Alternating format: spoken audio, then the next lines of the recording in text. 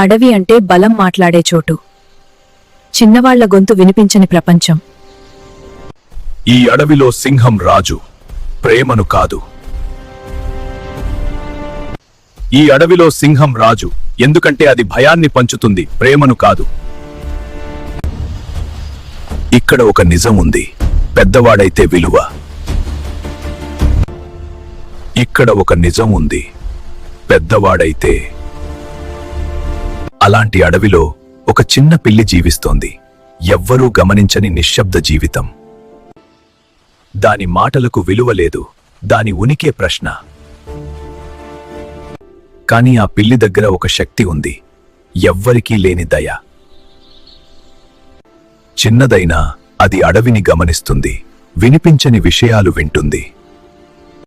చిన్నదైనా అది అడవిని గమనిస్తుంది, వినిపించని విషయాలు వింటుంది.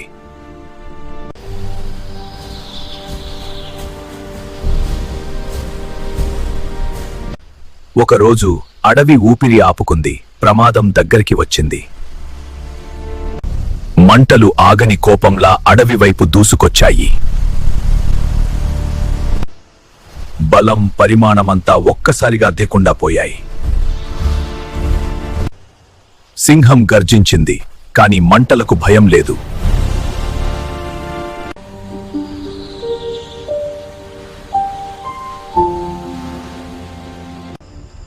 ఏనుగు బలం కూడా ఈసారి పనికిరాలేదు.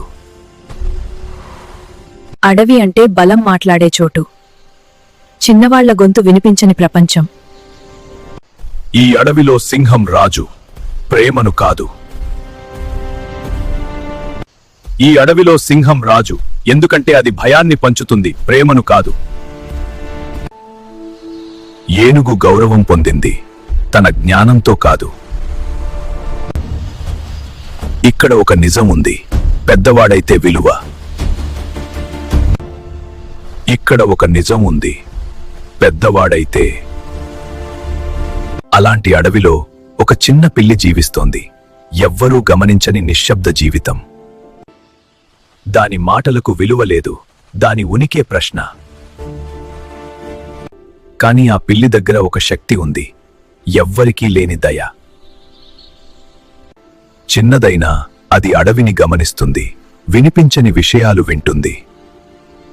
చిన్నదైనా అది అడవిని గమనిస్తుంది, వినిపించని విషయాలు వింటుంది.